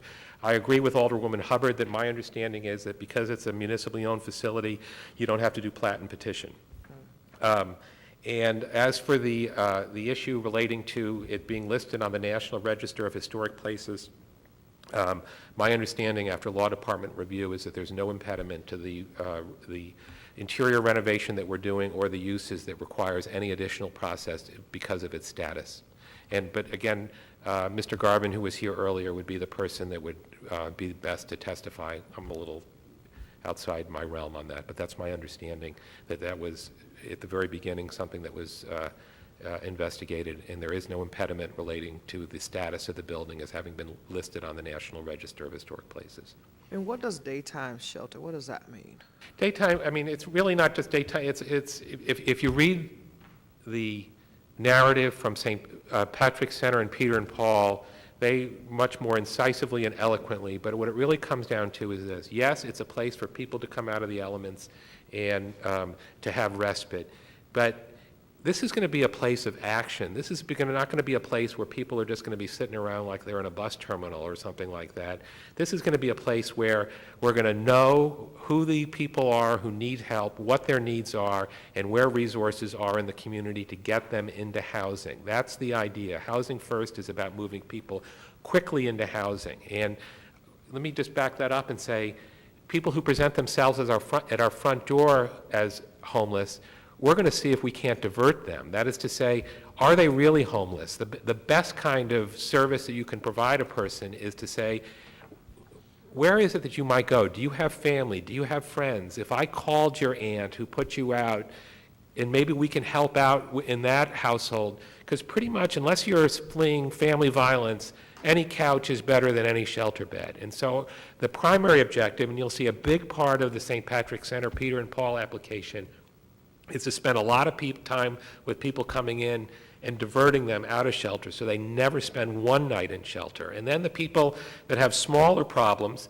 who make up 40, 50% of the people who are street homeless. When I say smaller problems, I mean things other than chronic mental illness or severe behavioral health problems, but job loss, other things where with a couple of months of rental assistance and a couple of months of casework, we can get them into housing in a week, 2 weeks, 3 weeks, and they'll stay there. That's going to be the focus of it. But they can stay there for 50 days. Well, that is a system-wide average of a performance standard that we have right now, and a number that we hope to continually drive down. There should be many people who are there for just a week or 10 days or 2 weeks before we find a place for them, either with friends, with families, or in housing that can be sustained. People that don't need many supports like people with severe mental illness. And then what happens is you start looking around and you say, are there a lot fewer people on the street, or is it just my imagination? And it's not your imagination. That's what we're working toward. Okay, I'm going to open it up for questions. Alderman Ortman, do you have any questions? Kind of what I'm hearing, and I guess this really isn't a question, but kind of what I'm hearing is there wasn't enough process that it's gone through. And you know, I know comments are made, we need to spread it across the city. Well, we went through this, I don't remember the exact start date, in the ninth ward at the old Garfield grade school. And Peter and Paul actually, you know, totally restored the building. And in fact, they were looking at a building or something that it didn't come to tuition in the second ward. But I know we went through the process, not only the neighborhood it was in, but the neighborhood across Jefferson, because it's in Wyoming and Jefferson. And there was a lot of vocal opposition going through the meetings, the start of the meetings, but when it came down to the vote, it was about 80% of the people, once they were educated on what we were trying to accomplish, was, you know, we're supporting the project. And they're there right now. It's a project, unless somebody told you what it is, you probably wouldn't know what it is. And the other benefit is their offices, Peter and Paul's offices, and Steve's back there now. I was wondering if he was going to testify or not. They actually moved into the facility too.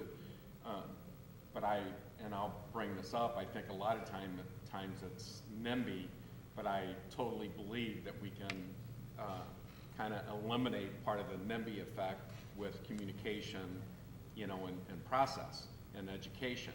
And I still have the little thumb drive that Peter and Paul gave me on the presentation that they did, which we made available, you know, through email if anyone actually wanted it. So, I mean, that's kind of what I'm hearing. I don't know what'll happen at the end. I don't have a crystal ball, you know, but this is a problem that's tough.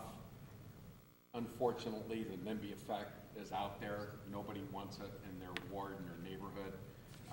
But sometimes we got to take a hit and try to resolve the problem too. So we'll see what happens as we go.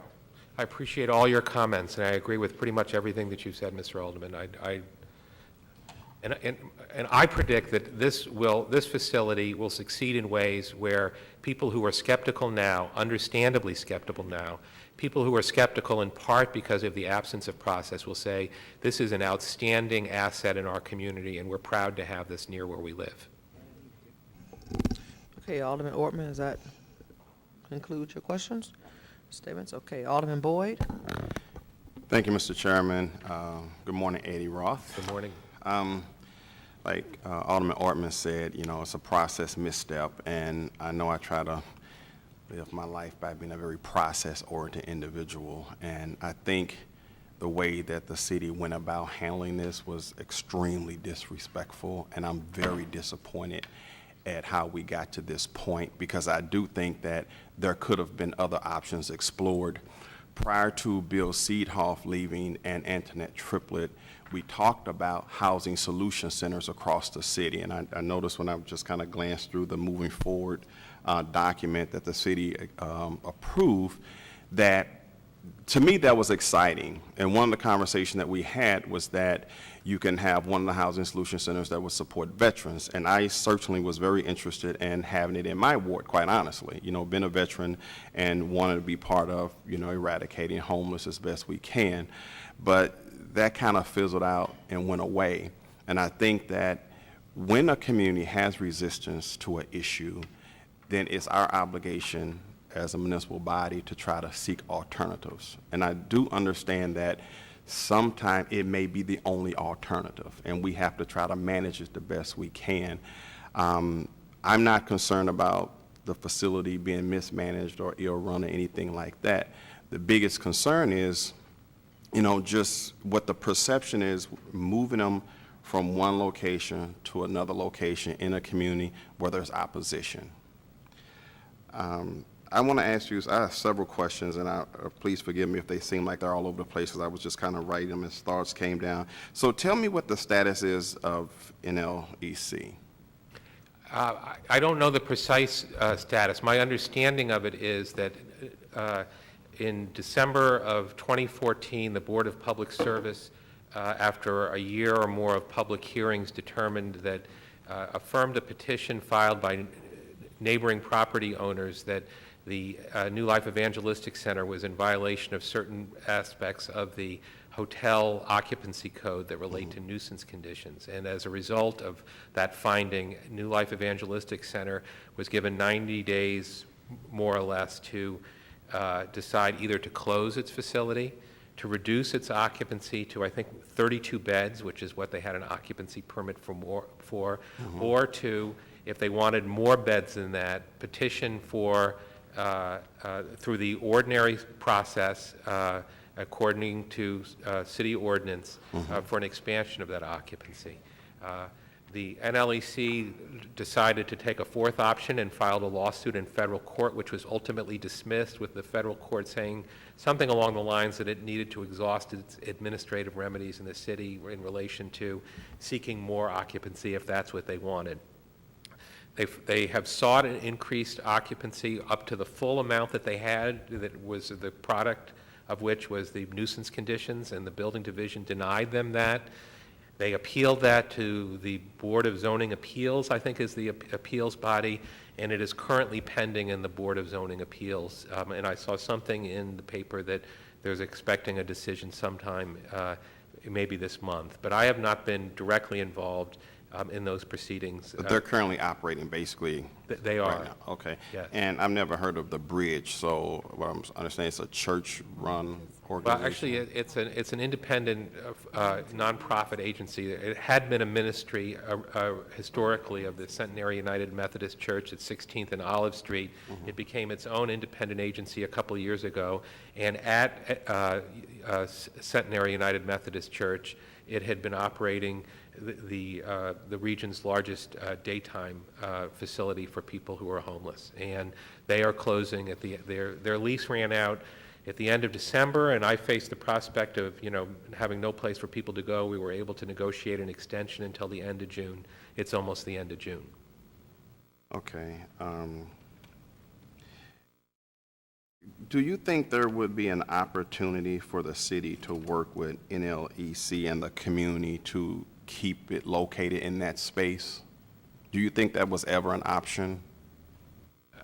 I think that you need to talk to the mayor's office about that. I think that the mayor's office and specifically Operations Director Walterman was open took a reasonable approach in trying to resolve the issues with NLEC. But since I'm not really in the middle of that, I just can't comment beyond that. See, the perception and the difference is by ordinance, they have to adhere to everything. They have to get community input, and they have to go through all the requirements and steps that the city doesn't have to go through. So the city was perceived by me, can dismiss the community, do what they want to do, and then say, hey, let me go ahead and have these meetings with you because we're going to do this anyway because there's nothing you can really do about it. That's the perception. I'm not saying that's your reality, but that's the perception, and it's a very unfair perception for a community to have that is already socially, economically depressed. So that's just commentary. Could I just respond to that and say that, we haven't, the history of the city of St. Louis's involvement has not been one where we have gone headlong into direct services. We have done this out of a perception that there's an intense and immediate and, yes, crisis need for us to step in where other things weren't happening. My own view, and I've lived in this community of New Life Evangelistic Center, is that Reverend Rice has every right to scold the larger community if it's not even doing the least that we would expect on behalf of people who are homeless. But then he does the least. That's what he puts forward as the least, and the least isn't good enough either. So I feel the way to do better than Reverend Rice is to do better than Reverend Rice, and that's what this project is about, is ending this march from day facility to night facility, and put people in a place where the resources are centered and coordinated, and our best service providers and the community are working together to have people have just short stays for emergency services and be put in housing, and that's what we're doing. Okay, 12th and Park, is that a permanent or is that temporary? Because No, at first I heard about it as when the weather changed and it got cold. Well, 12th and Park was open because we faced the prospect of Reverend Rice saying after the Board of Public Service made its ruling, we're closing. Good luck. So as a new director, I had to be in a position to have shelters set up and ready to go if Reverend Rice selected either the option to close or the option to reduce to 32 beds. And so we very quickly put together, with the assistance of the field office of HUD, resources to open the 12th and Park Gymnasium from 6:30 in the evening until 6:30 in the morning for up to 125 men, and then 50 additional beds at Gateway 180 for women and families. But the idea all along, and this gets to the issue of secretiveness or not, the mayor made plain that this could only be a temporary solution, that the rec center should be a rec center, that there's a need for a rec center in the LaSalle Park neighborhood, that there's a high concentration of children, that it's in their park, and that we are going to be striving and trying to find a permanent place that brings the best kind of services, that we're going to have a new era of service in this community. And so the 12th and Park facility is waiting for that permanent facility to open, and when Biddle House opens, we will be closing the overnight shelter part of 12th and Park. And I would say this too, that LaSalle Park, much like Carr Square, has been extended tremendous hospitality to people who are homeless. 12th and Park had always been for many years had been an overflow shelter site during the cold winter months and when the winters are most severe. That it has several places. The Vincent de Paul has a lunch program where over 100 people have lunch each day. That Peter and Paul has its men's shelter just within reach of that the Criminal Justice Ministry has reentry people. And so when I went to 12th and Park with the prospect of New Life Evangelistic Center maybe being ready to close right in the middle of the winter, they said the same thing, and I totally got it. We're doing a lot already, you know? Yeah, let me ask you this, Eddie. So all these lawsuits are ongoing, has New Life Evangelistic Center maintained their current level of occupants? Well, you know, they're not accountable. They're not on the grid. They don't open themselves up for censuses or Your other best accountability. guess, would you assume that they pretty much operating standard business No, as I usual? think their censuses are way down in part because we're offering something that's better. And what we're offering right now is not, you know, it's okay, but it's not luxurious, but it's a lot better than what's being offered at NLEC. Okay, and based on the plan that the city adopted, the days, it says 30, up to 30 days. Short-term beds up to 30 days, but basically, you're yielding to maybe, on average, 50 days? You're talking about this moving forward? You know, that's why I asked you whether you'd ever heard of this plan before. This is not a plan. This was an intention. This was a strategy paper. And I think that's what Mr. Piggy called it.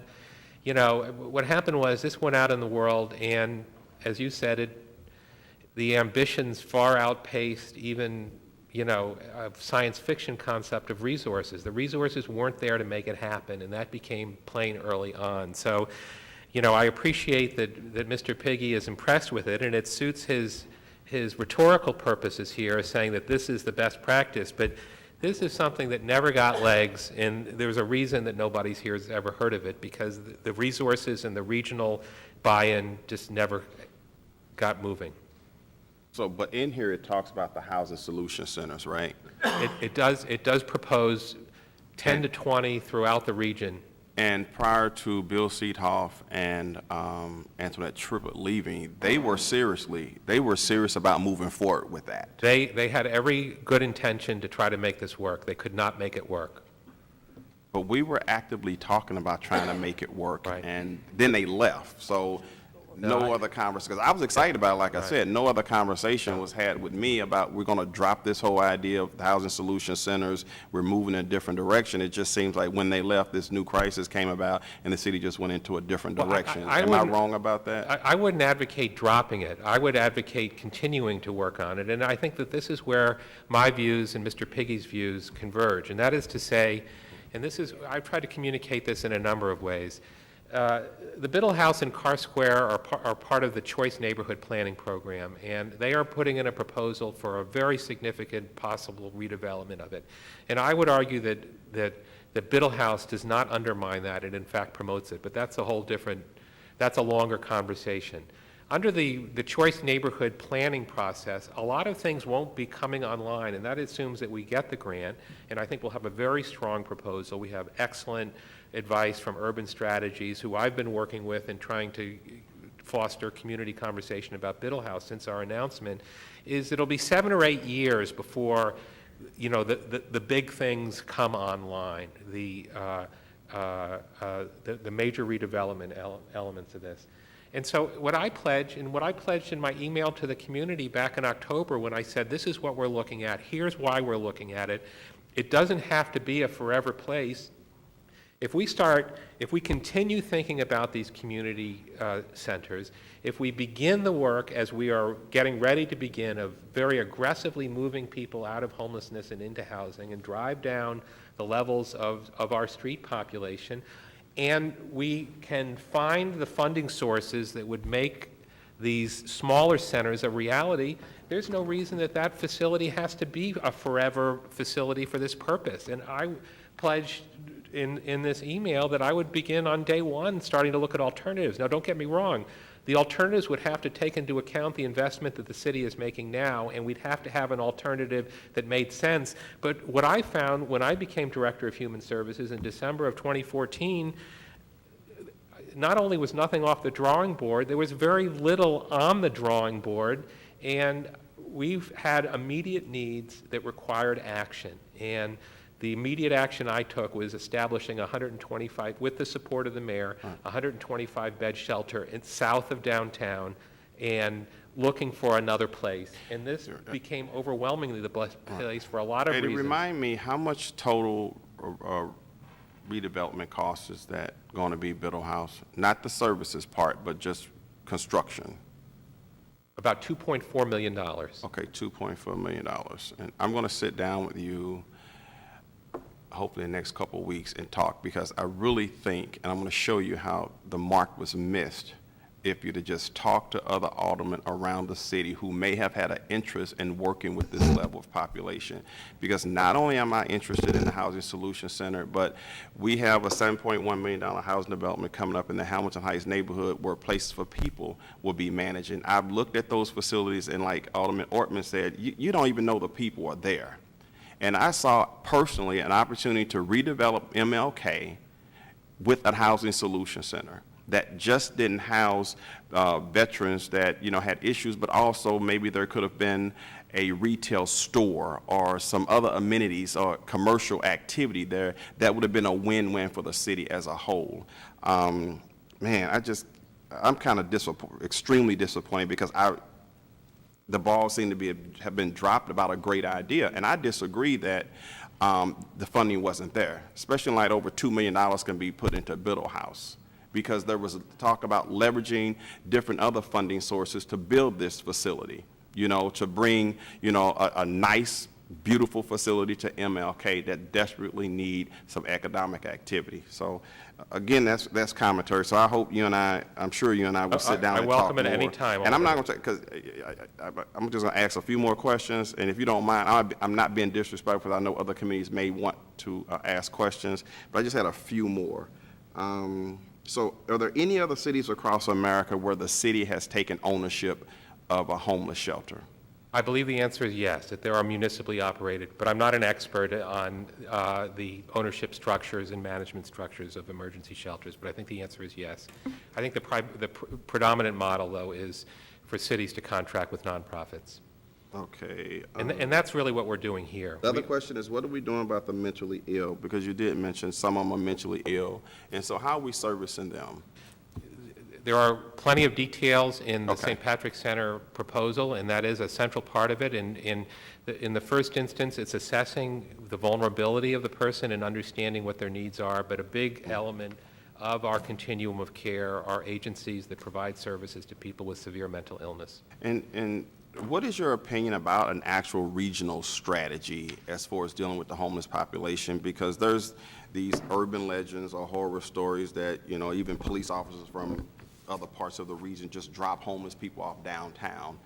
Where is St. Louis County invested in homeless shelters or supporting the homeless? Is St. Charles County, Franklin County, Jefferson County? Are there any other counties besides the city of St. Louis? Because what I don't want to see is that the city of St. Louis just owns, you know, the problem that deals with homelessness, because we can continue to spend millions and millions and millions and millions of dollars building more shelters, which is not going to help our community. No, it's not. And yes, a regional approach is the only approach for which we'll have lasting solutions to homelessness. That we have a regional catchment center for people who are homeless, and the people come to the city because that's where services are. That's not to say that other parts of the region aren't interested in doing things. It's not to say that there aren't opportunities for them to do things, but we have not, as a region, coordinated well. And yes, there's been resistance of the kind of, you know, of NIMBY kind of resistance. But I think that there are reasons to have hope and promise that we can be doing more. And one of the elements of the Continuum of Care competitive grant that we filed in November, that's our principal source of federal funding, as we receive a planning grant. And we received $200,000 to organize a regional planning process that will begin in January, bringing together the continuum of care. Just like so many things, even HUD divides this up as a region. The city has its own continuum of care. The county has its own continuum of care. St. Clair and Madison County in Illinois have its own continuum of care. St. Charles, Lincoln, and Warren has its own. And then as a bonus, Jefferson County is part of like a 30-county balance of state, rural county continuum of care. So that works against the kind of coordination and even understanding where people are coming from. I asked our data provider this time last year to tell me where was the people who came through our emergency shelters, which does not include NLEC because they don't report data, but the ones that we have, what was the county of last permanent residence for people who came into our emergency shelter during the preceding year? And slightly fewer than half were from the city of St. Louis. About 23% were from St. Louis County, maybe 5 or 6% each from Madison and St. Clair. But the reality is that while we're trying to do things as a region, we're getting these people anyway, and we need to do something to move them forward, or we will be swamped. And I feel that the solution that we're putting forward and having the agencies such as St. Patrick's Center and Peter and Paul at Biddle House is going to have a significant impact in our homeless population here. And this is my last commentary. Yes. If I was Jimmy Williams, owner of McDonald's, I would be ecstatic about Biddle House so that I don't have to deal with 20 or 30 people flooding my bathrooms to shower and so on and so forth. So I could see him, kind of liking the idea because it gets him off of him. Also, when you place things in communities without community support, over time, it's accepted. I'm not saying that they like it and they're embracing it, but when you're in a community like mine that I represent, and they just get, I hate to say dumped on, something just dumped on them, after a while, they just become immune to it, and they just deal with it. And I think you're going to find that that's some of the feelings that people out there in the community have. You're going to do it anyway. You're dumping on me, just like they always do, and we'll have to just get over it. So I'm not asking for feedback on that. I just want to make that commentary to put it on your conscience about, and the administration's conscience about how decisions are made and how it could be perceived that you just disrespect communities because it's the least passed up resistance. Thank you. Thank you, Alderman Boyd. Alderwoman Behringer? Thank you, Madam Chair. I'm glad you brought up, which we've had this discussion before, which is over 50% of our homeless that we are taking care of in the city of St. Louis are not from the city of St. Louis. I also am aware that HUD divides up the funds. Are we ever at any time allowed to get a percentage more of those funds that would go to the other areas because we are servicing those who came from those other areas? I don't know that they're calculated specifically in that way, but we overwhelmingly receive the lion's share of the federal funding for this. And I mean, we're on the order of $11 million in continuum of care funding and another $1.5 million for the Emergency Solutions Grant. And even St. Louis County and the other counties receive significantly less than that. So we are receiving a level, not enough to meet the need, but much, much, much more than neighboring communities. And has it ever been posted what the zip codes are, not the people, but what the zip codes are, so that the press could say, yes, we do have a homeless problem, but they're not all coming from the city of St. Louis? Well, I talk about it regularly when the press asks me those questions, and we are putting together a profile of where people are, from where they originate. But I would say this, and I'm not being an apologist for communities that don't take any responsibility for people who are homeless, but I do feel that when you look at, for example, the bigger part of resources being put to assist people who are in homelessness are private philanthropic funds, and if you sorted, for example, the zip codes of the givers at St. Patrick's Center or at Peter and Paul or any of the nonprofits that benefit from the generosity, that we do have regional givers, and probably the lion's share of private money comes from people, in suburban communities. So there is that. And I also look at, I've had, good productive conversations with St. Louis County. We have still a relatively new administration, but I think they're sincere in showing an interest in this. And one of the things that occurs to me, and this comes up, and I do understand the rancor when a municipal police department brings somebody, into the city for shelter. But not every community has a shelter, just like not every community has a hospital. And I think that by and large, that police officers who see somebody in distress are trying to find something for them. I do understand the people being offended because some suburban communities aren't doing more, But, I mean, some of the things that, something, My question isn't about the funding, because you're addressing the philanthropic. My question more has to do with density. yeah, You have a high density of a population. Yes. But yet that population did not originate in That's- the city. that's true. And Some that is what significant has part. to come across. right, I agree So with, I that's, agree, I that's agree. the important Right. part I want to get across here. Yes, ma'am. The other thing is that, in case anyone doesn't know this, in Hawaii, their homeless problem was so bad, they just started giving airline tickets, and they started putting them on airlines. And so it's $500 fines if you sit for more than 5 minutes in Honolulu. So, and in Portland, Maine, you have to step over the homeless when you walk through Portland, Maine. So homelessness is a huge issue everywhere. And when we look at it, my biggest concern has to do with the fact that while we will always have some homelessness, but it seems like the increase has come more from the mental health issue, and that's a federal issue. And so I would like to see more of our federal elected officials look at this and help us solve it, because I feel as though it's constantly being put back upon the municipalities, and we don't have the funding or the resources by ourselves to handle this. And it's an increase across the entire United States. It's not just St. Louis. I agree with that. And I would say state, too, the Department of Mental Health has had significant cutbacks in services in this area, including emergency services for people. We used to have an emergency room here that we don't have anymore. Facilities have been closed, and that puts more pressure on all of our systems. That's all I have. Thank you very much. Thank you. Alderman Cone, do you have any questions? I have no further questions. Okay. Alderwoman Howard? I do. What do you anticipate the caseload each day of intake of clients that Biddle House will serve? I think we were looking at between 75 and 125 people during the daytime, and it may be more as people come and go. I mean, some people will be there for relatively short periods of time, receiving a meal or some kind of service, or being sent out to a class on employment and so forth. But if you look at the profile in the St. Patrick's Center proposal, they have in mind, I think it's between 75 and 125 in the daytime, with more when there's severe weather, where people need to come inside because of severe weather.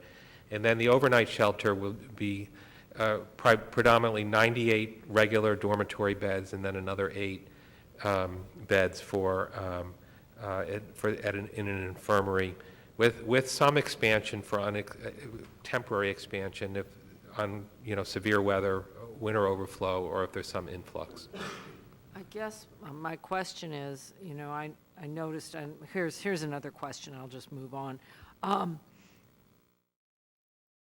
Have you designated the operator to be St. Patrick's and St. Peter and Paul? Last week, the selection committee met, and it was the only proposal that we received, but we felt it was an excellent proposal, and we're working on a contract now. And I think that, my familiarity with those two organizations are that, St. Patrick's Center down the street here, just north of us, you don't know what it is unless you know what it is. And I think that they probably run a pretty tight ship. Are there going to be some interaction with the community to reach out with the neighbors? Absolutely. I mean, part of the request for proposals and an element of the plan is that there be established an oversight committee within the community, and we've had some interest there, especially with the Hadley residents who live right across from Tucker. They're very eager to become involved in that, and while, again, I would say they didn't want this, they are willing to work with us, and so are the businesses around it. And we hope that we will be able to engage Carr Square residents to become involved in this, in setting up one of the handouts that I put in front of you is kind of a shell good neighbor agreement that spells out what the expectations of the community are, how complaints are handled. We will have a full-time member of my staff who will be, I should say the Department of Human Services staff, who will be liaison with the community and be responsive. I mean, we will be 24/7 available to the community because it will be a 24/7 facility. So, I mean, the other area, and Mr. Ortman, referred to this, and Mr. Boyd too in his experience, these are agencies that have a lot of experience, and maybe if they'd been organizing the process, it would have turned out a little bit differently, and there would be a little less unhappiness around it, but they know how to do this stuff, and they know how to work with the community, and they know how to be the kind of facility where if you don't know what it is, you don't know what it is, I mean, that's the best kind of neighbor, the one that just doesn't create any problems. My other question is, I'm sure that, St. Patrick's and Saints Peter and Paul have customers that, I call them customers, clients that they've worked with repeatedly. And I as someone that, any of us could have one of these in our neighborhood, would there be some assurances that they would, and I know you can't keep control, we live in America and people are free to do as at will, some assurances to the community that these people would not be harassing and haranguing them, begging in the community if they were unable to provide assistance to get them mainstreamed back into the society? I would answer that question this way and say that we are intent, and the agencies with which we are working are intent on being excellent neighbors and with expertise in dealing with all of those kinds of questions. One of the things that I bring up is that the same month and year that NLEC received its occupancy permit for its facility on Locust Street, a little agency called Places for People that deals with the hardest cases of mental health got an occupancy permit, not for an overnight shelter at a facility in our most affluent residential neighborhood, the Central West End. I have never gotten a complaint from anybody in the Central West End, and they know how to organize about Places for People, and they will extend hospitality to 100 or more people that have severe mental illness on a given day. And so the answer to your question is they're going to use the same kind of good, smart, effective practices to be a good neighbor in this facility and be just as successful as they are in their most successful facilities now. And then finally, my question was the NGA and Biddle House, was that the consideration, was that considered, the location of NGA and Biddle House considered as this all came together? I think that in a general sense that it was confirmed that this would not create any problem with NGA. And I would say that there's kind of a happy symmetry to this, that the two most closely watched projects that are going to be underway quickly, both public projects, NGA and Biddle House, both are being organized to meet a very significant and important public need, and both are committed to absolute excellence. And we would look to NGA and the excellence that it hopes that it will bring to its site in Biddle House, and that both of these facilities will be things that the public will be proud to say are a part of the St. Louis fabric. That's all I have. Thank you very much. Thank you, Alderman. Okay, thank you. Alderwoman Angracia, do you have any questions? I don't, thank you. Alderwoman Green, do you have any questions? Okay. I have some questions. I'm just going to make a few comments. I do agree with Alderman Boyd. I've been on this committee for a long time, and the Housing Solutions Centers I know that there was money out there because I got numerous calls about wanting to open up housing for veterans in the community. And I got several calls, but when you tell them that this is the process, they don't want to go through with it. So I really don't know how many I have because they didn't go through the process, and some of us may or may not know where they are, but I think it wasn't that it didn't work. I think just the connections weren't continued to be made. And I think that's safe to say that it did stop. And it could have been something in my ward that I would have been open to. When Peter and Paul did their proposal, unfortunately, the city had put in a lot of money in that building to keep it secured. And we had some criminal issues that went on there that trying to keep the building secure and up when it came down to the neighborhood approval Peter and Paul didn't want to buy it for the amount of money the city wanted to sell it for, and then we ended up demolishing it, which was, it was a city money that was lost, and we could have had something in our community that probably could have sprouted when people got used to it. And as Alderman Boyd said, it grows on them. They learn about it, and they're educated about it. But of course, they're feared at first. So I think really you can look into some of the housing solution centers in some of our wards. Some of us are open to that. I got plenty of housing that I'd be happy to look into and try to educate my community into bringing veterans or people in that need housing, because the shelter, as you said, it helps them, but where are they going to go? So I don't know where you all are filtering them now, but they need housing. Yes, And they do. We need residents. Right. And if you are rehabilitating them and making them productive and giving them homes and so forth, we welcome them as well. Does your office or the administration have any connection to the halfway house there off of Melanthe? We don't, other than we are the recipient of some state money to assist people who are being released from, some reentry. We do some reentry work, but I don't think it deals with the halfway house, not directly. We don't have any authority or jurisdiction over it.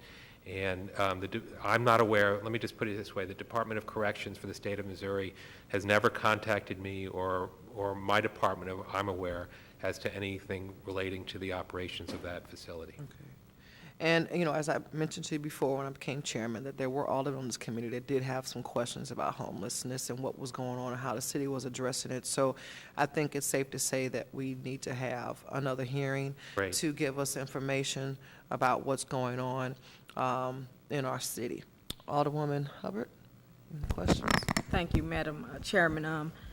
I have a few questions and then just some comments about this entire process. You mentioned that Urban Strategies didn't feel that this would affect the Choice Neighborhood Grant, and in fact, there's a letter on file from the director of Urban Strategies, which is Sandra Moore, and she spoke to how this would not be in the best interest of the Choice Neighborhood Grant, and also offered the city some resources that you all, of some other locations that you all chose not to pursue. Is that true?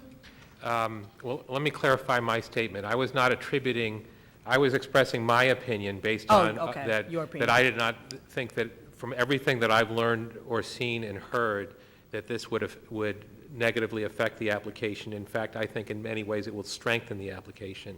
Then I went on to say that part of the reason that the application, I think, will be excellent is because of the excellent work of Urban Strategies.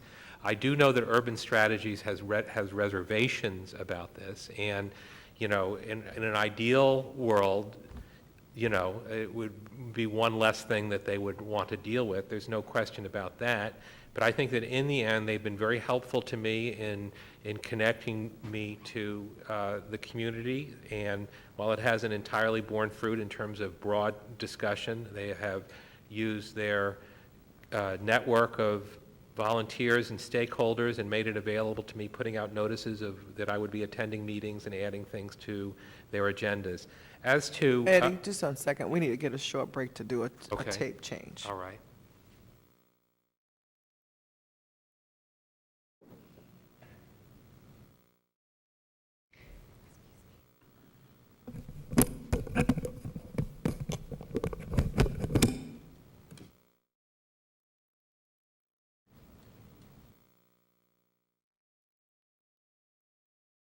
Kind of like how they came out here, a little sign.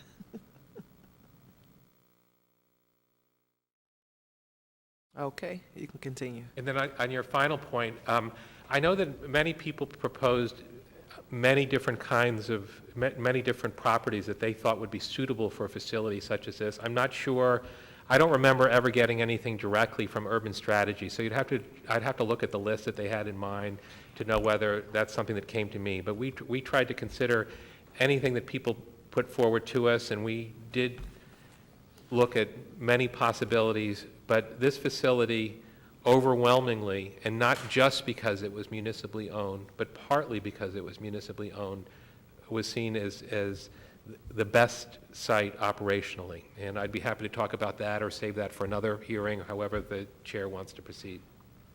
Okay, and you stated that, that was in your opinion, but I think it's important to consider that, there is a letter on file. Urban Strategies, who's been awarded 4 of the last 6, choice neighborhood implementation grants in excess of $30 million, have, some deep-rooted knowledge in what works regarding the choice neighborhood. And I know we've all tried to work together to make sure that we create several community partnerships so that we can get that money. And so I just think, although in your opinion, you may not feel that Biddle House would be a detriment to it, I think that you all should have considered the opinion of the people who've been going at this money a long time and who have a proven track record, and they wrote a letter in opposition to it. And of course, you all didn't take that into consideration. And in regards to them assisting you at this point, the train had already left the building. When you're doing the choice neighborhood grant and when you're going through that process, you have to have so many community meetings to meet all the rules and regs of trying to get that. So what they did was invite you in, and they invited you in to let the people hear what some of their concerns were. And I just feel that it's disheartening, and it just shows you how botched of a job that you all have done as a city when you have a colleague and several others right here saying that, hey, something may have worked a little better in my community, in my ward, but you all didn't even reach out to them. And so that just shows the blatant disrespect that you all have for this process, and you feel that you can just do what you want to do. And I'm taken back by that, and I know a lot of people are too, because all the time, it's not what you do, it's how you do what you do. And, you also made a statement in regards to you feel there's some happy symmetry between NGA and Biddle House. Well, let's be honest about it, because, I took the laboring oar to make sure that we got NGA. You all didn't bring it up. You kind of kept Biddle House up under the rug until, you didn't offer the right exposure on it until we were already selected for NGA. So, when you do stuff like that and you kind of mislead people and you don't consider the opinions of the neighbors, it just doesn't make sense. And I mean, it exemplifies why people have such discontentment with the way we do government, because it simply wasn't right. You're on the back end, you're talking about all these community meetings, but you moved in secrecy, and I'll tell it to anybody. I had meetings with the mayors. I had meetings with Ty Walter, and you all weren't public with it for several reasons. And, if we're going to move forward and conduct business, I just ask that you do a better job of it, because, I know you have a job to do. It wasn't totally your decision, but the way that this situation has been handled in its entirety has been totally wrong and disrespectful to myself and the people that I represent. So hopefully in moving forward, if we're going to continue to do business together, that you all understand that you have to do a better way, make a better way of reaching out to the people and not just shoving something down their throats, because they've had this happen for too long. This is a community that has experienced 60 years of strategic disinvestment, and I just feel it's a situation that's unfair, and maybe you all can go to sleep with that on your heads. I have no further comments. Okay, thank you. I think at this time, I've talked with the Alderwoman. You want to hold the resolution in committee to try to get some of these answers that That's correct. the Congressman has put out there in May, and that possibly some of the folks that you say can come in and speak to this can be tapped, as well as maybe we can get some other people in the community, in the business community also, to come down and weigh in on how they feel about how this is going to happen, and continue the conversation, another hearing, to where we are, as a committee and as a board, actually educated about how this is being addressed, not just about Biddle House, but how this was being approached even before that. So at this time, we're going to hold Resolution 41. Sure, ma'am. Yes, Before sorry. you end, can I do a follow-up question? Yeah. Before you actually Mhm. adjourn, okay. Go ahead. Do it now? Yeah. Okay. Eddie, I just want to get some clarity on this document right here. You kind of said the moving forward document, which is, I really think is pretty impressive, and I think it put St. Louis City on a map and how they dealt with the homeless population as far as the camps that we had. So are you saying that this is not a formal policy or guiding principles that we would go through? Because I looked at the letter that the mayor signed off on. That's in the, I thought it was in the beginning here somewhere. Yeah. When they did it after acknowledgments, then there's a letter behind here that the mayor and Bill Seedhoff and Antoinette Triplett signed off on that makes it sound like this is an official document and some guiding principles. It is it's a document that does a lot of things. Part of what it does is it's a snapshot of the current state of homelessness in the city of St. Louis, and in the context of a 10-year plan that had been adopted about 7 years before. Part of it was kind of the last 40% of it was a recap of how the encampments were closed and how the people were rehoused and how that was handled. And so that was a response to an extraordinary situation where you had these long-standing encampments and a report to the community on how that was handled. Then you have kind of this middle one-third that has this high aspiration of 10 to 20 facilities throughout the region in 7 counties that would be paid for through imaginative use of financing, including money from healthcare facilities. Great aspirations.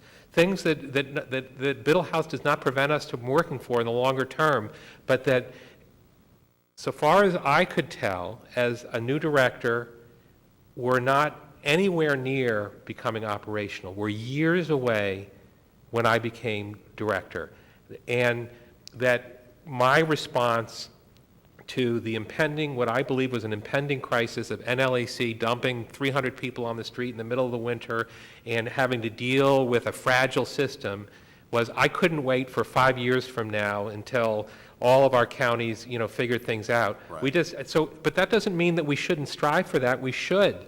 I had to deal with things that are current, and this is part of dealing with that. And I'm clear, and I think that's the best approach to take. But there are some things in this document that the city has total control over implementing. I understand the regional stuff we'd have to probably beg St. Louis County and these other counties to do something about homelessness. But there are some things in this document that we have some control over that we can actually advance. Would you agree? There are, because you're making me seem like it's just a waste of No, it's not a waste, time. but it's about reality check. And so, for example, these are great ideas, but how do you pay for them? And I'm not just talking about the construction part of it, because in some ways that's the easiest. To staff a 24-hour facility, because it identifies these places all as 24-hour facilities, that costs a lot of money. And when you look at the federal money that comes to us that's available for emergency services, shelter, street outreach, we get about $1.5 million a year, of which only 60%. So we have about $700,000 to work with for everything, and plus whatever we add from our affordable housing. So we don't have the bigger chunk of federal money. The millions of dollars are for permanent supportive housing, transitional housing, and more recently the rapid rehousing. Okay. The chairwoman did say that we were going to have some more hearings in the health, and I'm hoping that we as a committee or maybe the subcommittee or something can come together and we can actually have a document that's more than eyewash, because unfortunately, not to be disrespectful, it sounds like to me this is eyewash, and I believe it's more than just that. I do too. We have to set a bar and we have to move toward that bar. Yes. And I know there's pie in the sky ideas, but there's some things that are smaller scale that we can have some mini successes that would turn into great success. So I look forward to having some more meetings, trying to talk about it, so we can actually all work together. That'd be great. I agree. I I'm for thank it. you for coming. I know we started 40 minutes late, but I appreciate everybody coming and staying. And stay tuned to when we have our next meeting. I adjourn this meeting of the Health and Human Services. Thank you all. Thank you.